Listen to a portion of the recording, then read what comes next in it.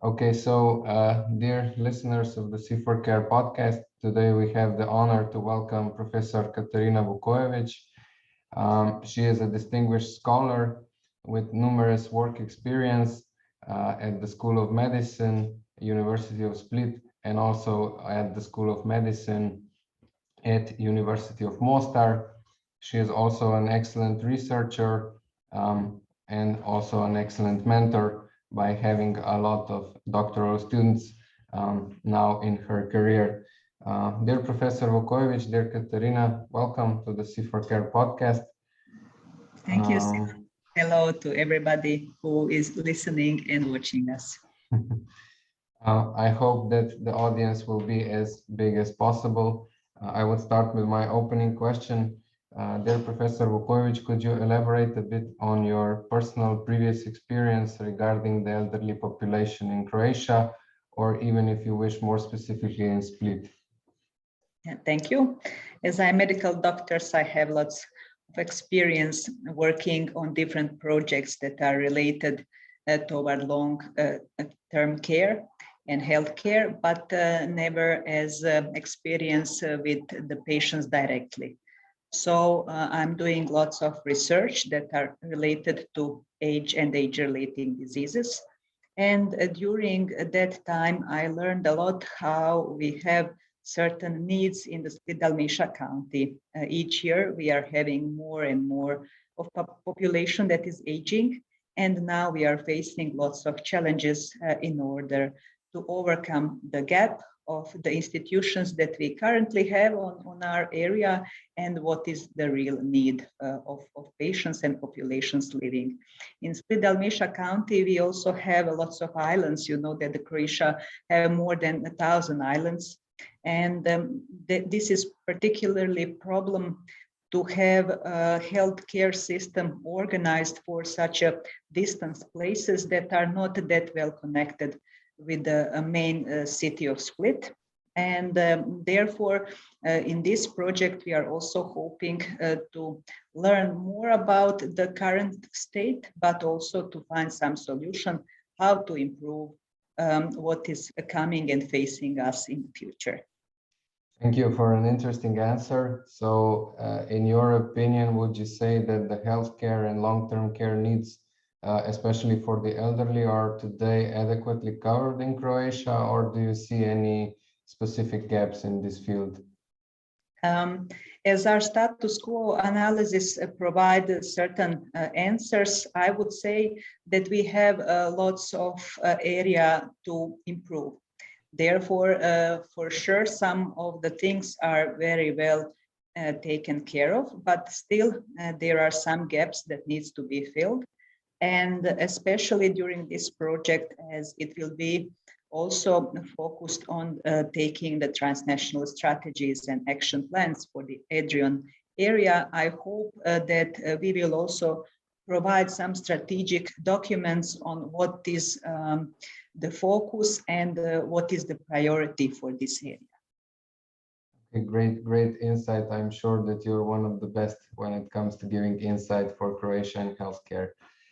If we move on, a bit more personal question related to your organization. You are the leader of project partner number 4, so University of Split. Would you briefly present your institution, your organization, maybe also in terms of the strengths that you have related to healthcare and long-term care? Thank you. University of Split School of Medicine is part of University of Split, and usually our rector always say that we are the most prominent constituents of the University of Split due to many of research projects that we have, both European projects, but also domestic projects. And within this project, we also have lots of research projects that are related to the lifestyle medicine, aging and aging-related disease. Therefore, we have some experience that we can offer as a collaborators in this project. And University of Split School of Medicine is always proud to be involved in lots of projects that are facing challenges for elderly population. We also have Center for Sleep Medicine, and we are investigating sleep disorders. We have laboratories that are investigating cardiovascular diseases and cancers, which are lots of medical problems and issues that are facing the aging population here in Split-Dalmatia County. Therefore, we are quite strong in belief that we can really put some added value to this project with our experience of our laboratories and centers. Thank you for another detailed answer. I would move on maybe to a topic that is more oriented towards my research interests, so management and organization. And I would find it interesting from someone with more of a medical background to hear your opinion. How do you feel about teamwork? Do you feel that it is important? And you as a manager, how did you approach on selecting team members that are now part of the SI4CARE project? That is very important question, because recently we always think that one individual can make a difference, which is of course true, but every successful manager have the right team. And this is something what I gained with my personal experience with working with the people, with students, with colleagues, and with the population that are living here in the area, because we have also lots of projects that are involving community. During this experience, you kind of see who is a good team member, who like to work, who like to lead, and who like to be lead, and to put and organize the team in the manner that everything is done efficiently. So as I previously had experience as principal investigators of 10 projects that were successfully finished, I managed to find the fine tuning, how to motivate people and how to embrace them with the idea of the project. That is the most important thing, because people who are involved in the project, they need to have this motivation and this urge to be participating in the project. So it's always about the good atmosphere in the team. And I hope that I managed to succeed this, and I have very excellent colleagues that are working with this team, Professor Snježana Mardešić, Josip Ramljak, Nikolina Vituri, and Danica Matjaca, who is part of this team that are working together with me on this project. Thank you also from the insight from the medical part of the world, I would say.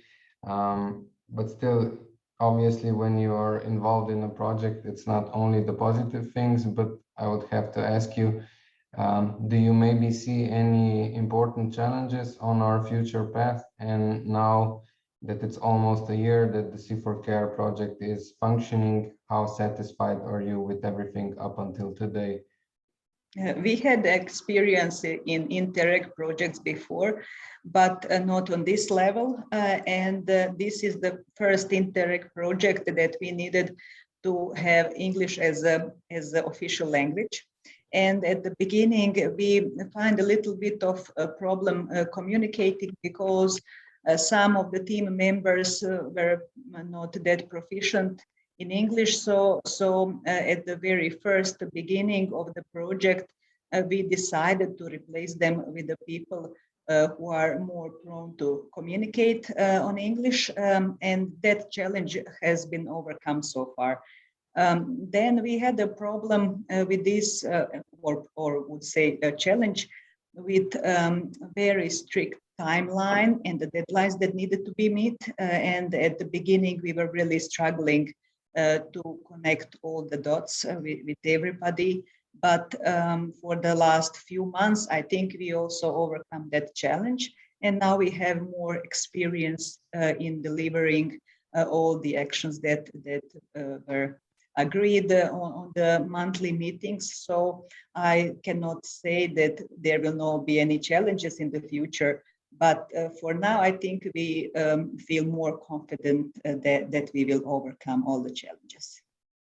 Okay, thank you. Now I'll have to read something because I took a look at your excellent CV, and there are a lot of positions that I think that are worth mentioning. So you're a professor of anatomy, head of the Laboratory for Early Human Development, Vice Dean of Science at Postgraduate Studies and International Cooperation, Vice Head of Department of Anatomy, Histology and Embryology, Director of a Center of Translational Research in Biomedicine, which is all positions that are related to the University of Split.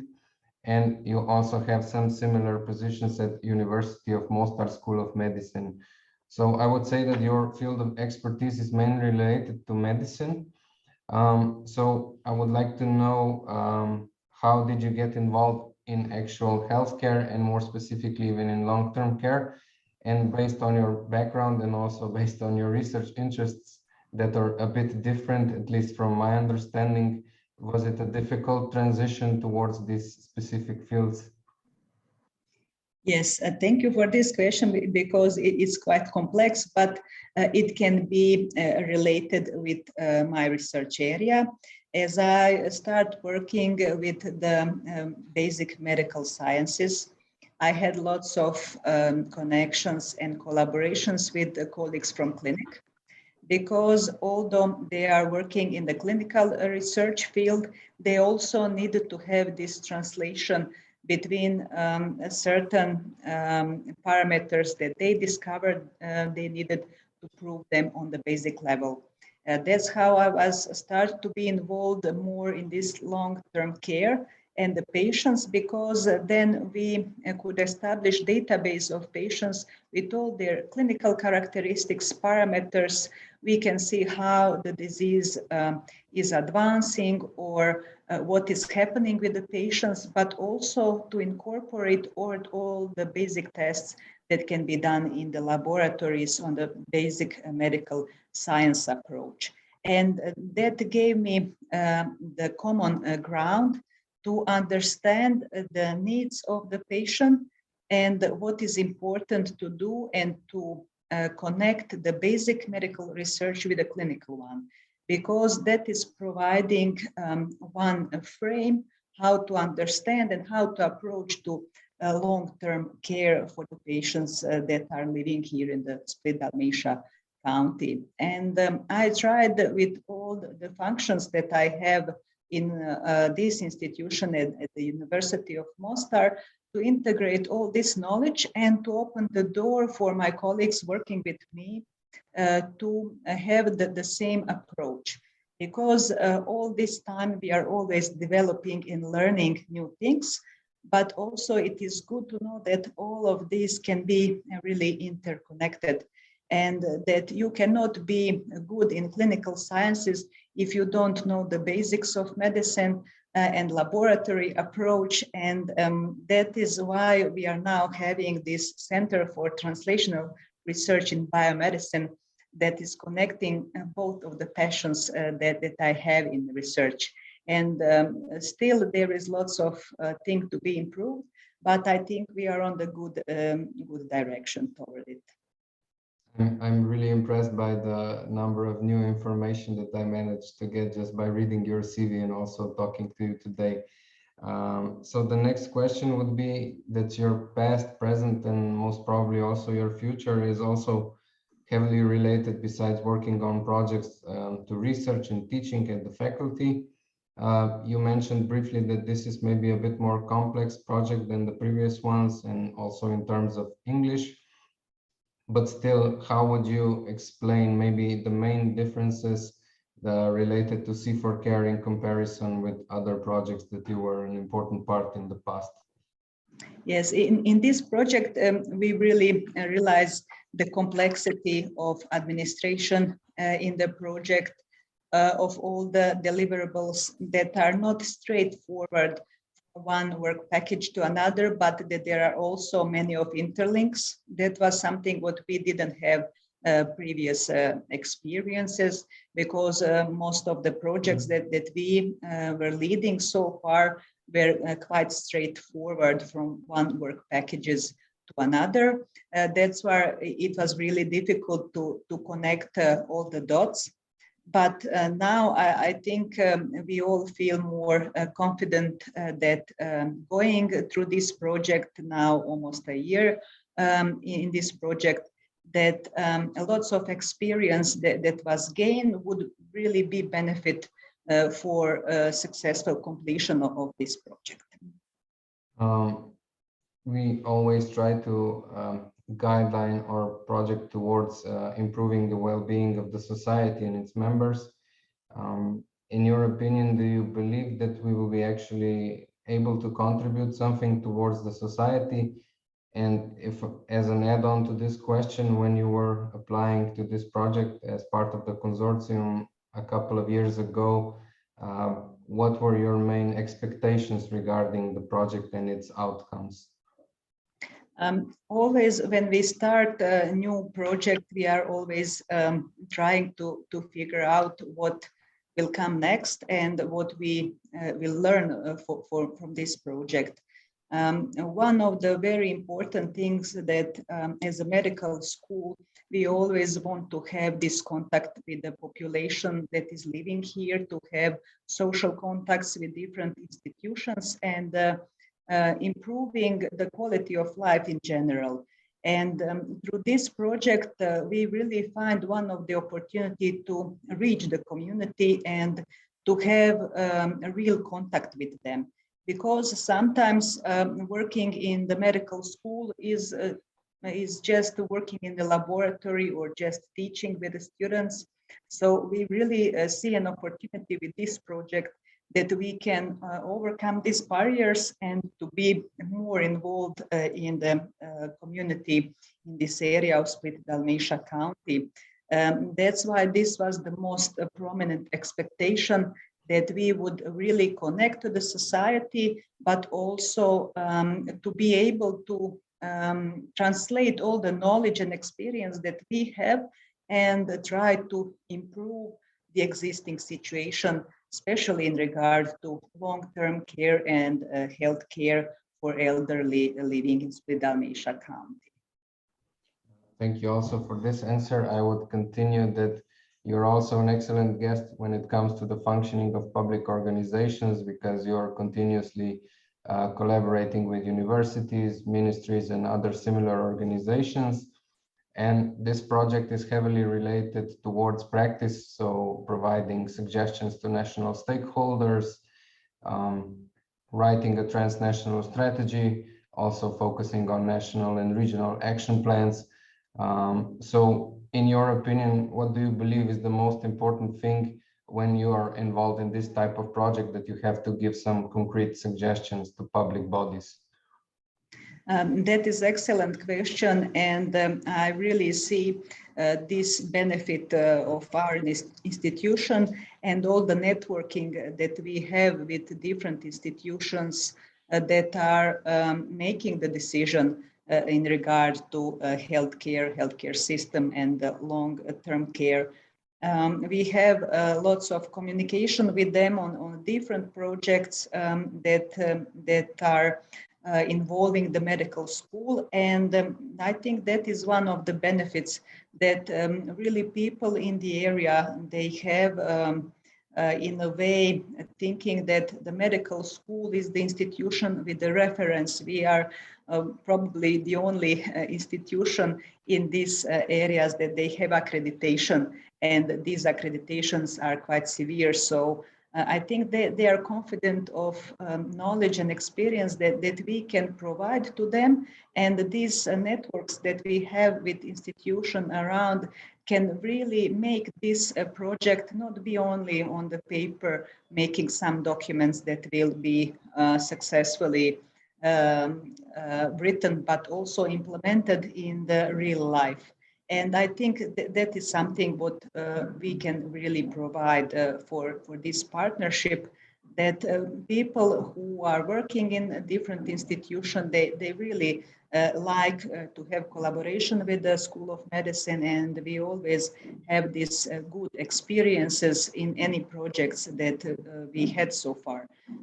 Therefore, I really believe that networking that we have will be the most benefit for this collaboration. Great, thank you. I would move now more towards a question that is specifically related to long-term care and care in the community in comparison with care in institutions, so that we get also an insight from Croatia's perspective. Do you maybe believe that when we talk about care for the elderly within one's own community, so community care, this is already a viable alternative in relation to care in institutions in Croatia? It will be quite challenges to find the common ground, because especially in this area where we are living, having this status quo analysis, we find quite dispersive situation in the rural areas, in the islands, the areas that are remotely from the healthcare system. And some of the ICT solution that we found as some of the best practice in European Union could not be just easily translated in these rural areas and remote areas. Therefore, we really need to find some common ground to help the majority and to improve quality of life in the way that a lot of people in these remote areas will still have a good healthcare system, good long-term care without being institutionalized in certain areas, or that they can live more in their own homes, providing them a good quality of life. If I can extend that question, so from someone that is financing these services or providing them in practice, and on the other hand, from the users that are at the end the most important one when it comes to long-term care, do you think that this is also something that is desirable for them? Yes, I would believe so, because sometimes when you don't know the alternatives, maybe you think this is tradition and we will keep the thinking as a traditional way. When somebody is old, he's going to some nursing home. But with this project, we really try to raise awareness of all the possibilities that can be reached, and some of them not even with a huge financial burden, but to increase this quality. And I think during this project activities that we will really make some difference. Thank you. Now I think that we can move to a topic that is inevitable in today's times. So the COVID-19 pandemic, which is responsible for quite some disruptive changes, not only negative ones, but I would say that also related to telemedicine, telecare. Do you believe that this telemedicine will enhance in the future the levels that is used in practice? And as a general remark, how would you describe the situation regarding telemedicine in Croatia? That is an excellent question. With this pandemic, I think we just have the fast forward to telemedicine, that we have some basic things, but not developed as we have now during pandemic. Lots of things were needed to be taken care of by telemedicine. So maybe one of the positive outcome of all this unfortunate situation with the pandemic. As Croatia have lots of islands, the telemedicine from island was developed before the pandemic, and we had a good experience with telemedicine on that way. But still, I think that with this project and also with the thinking of national strategies that are developed in this way, telemedicine will be more and more prominent. And I hope that we will also develop these technological advances so that we can benefit for telemedicine. And that is one of the obstacles that we have so far with the remote areas, distant areas, that lots of people, they don't even have internet. So we would really need to put some interest how we can resolve these basics issues in order for telemedicine to be much more effectively used. As a professor, as also a medical expert, if you would have a prediction for the future, how do you think that the future development of telemedicine would look like? And if you believe that this is an integral component of a successful future healthcare system? Always the good alternative is to have normal social contact with your doctor, but with telemedicine, certain medical issues can be resolved in just a few minutes. And I think that is what we need to pay attention to, have good quality making decision strategies, because we could then be in a problem. We cannot live in the area where we will say, now there will be telemedicine and no contact with the doctor, because that would bring another problems to the equation. I see the future that telemedicine will be more and more developed, and more protocols will be in parallelly developed so that we really use this telemedicine when is needed, and when it's more efficient than others. And hopefully this future will be very soon, because all of this pandemic really fast forward that track. I think we will all look with an interest what the future will bring us.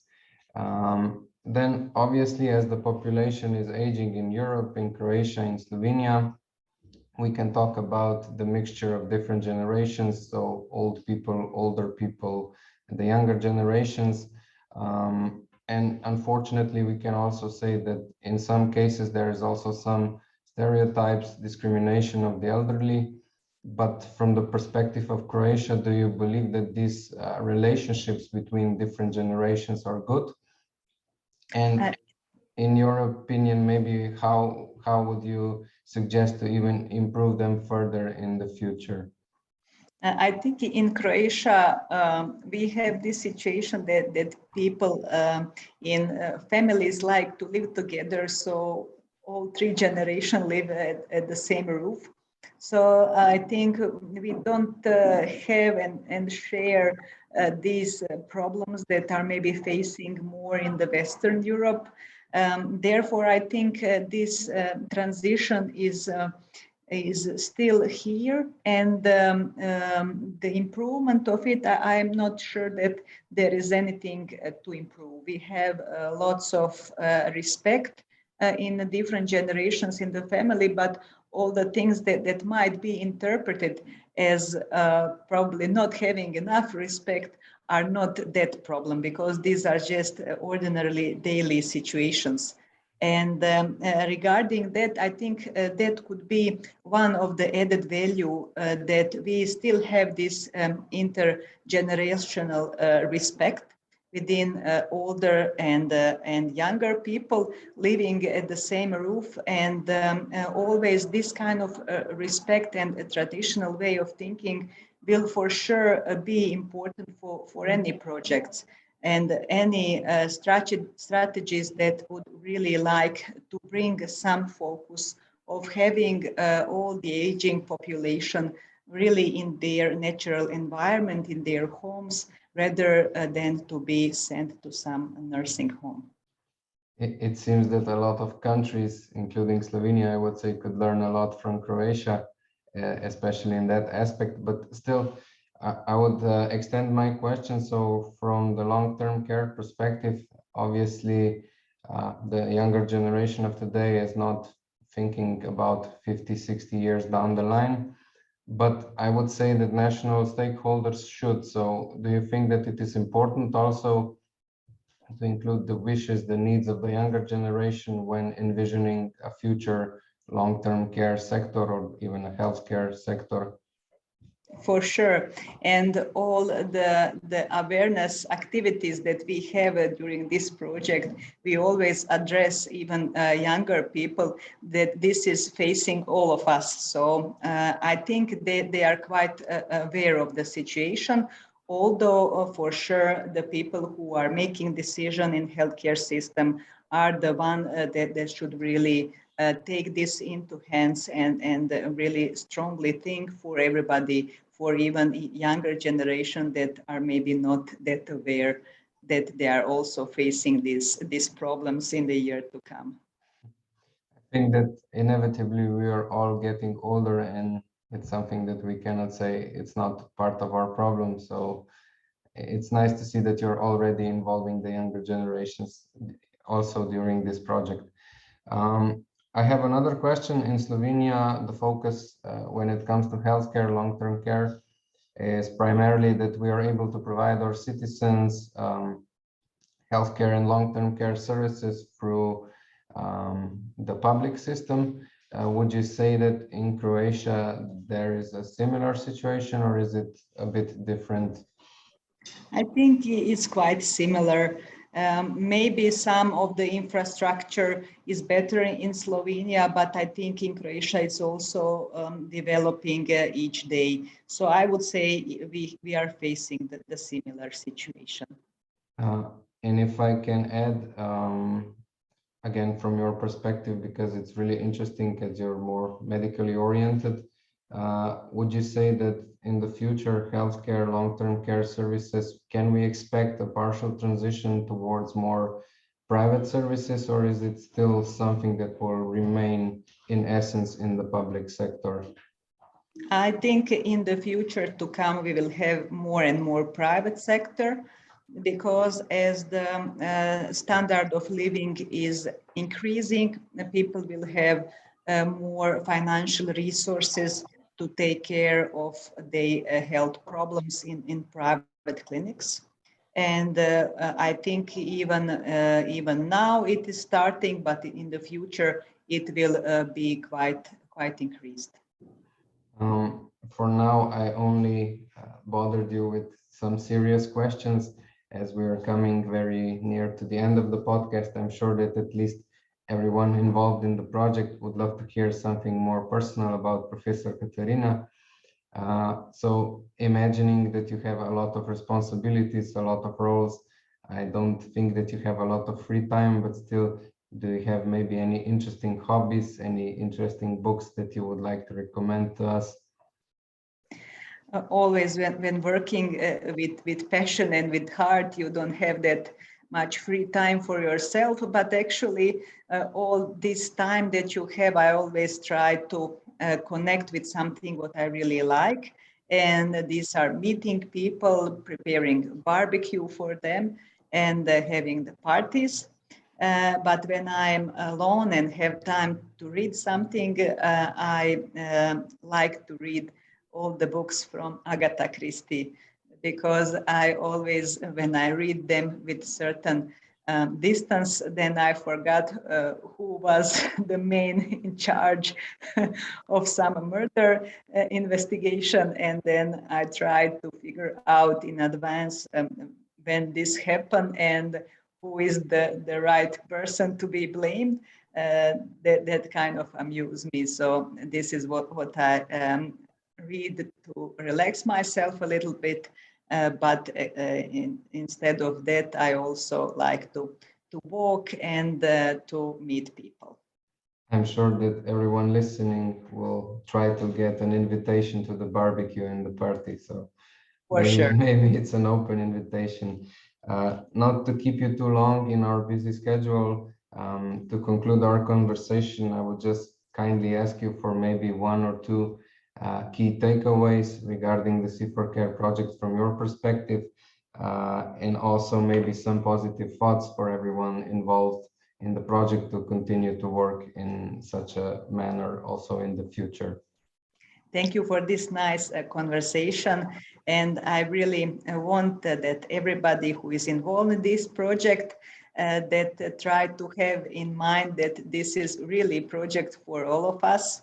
The better we do it, the better frame would be set for our future. And hopefully it will be nice and happy future where we will have good quality of life. And also something at the end, I think that we will have good friendship during this region and that we will learn from each other, sharing our experience and advance something that we didn't know before we entered to this project. So I'm really looking forward how this all will be set. Thank you very much for your time.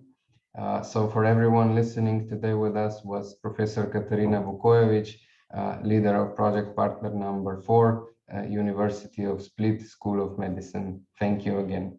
Thank you, Simon.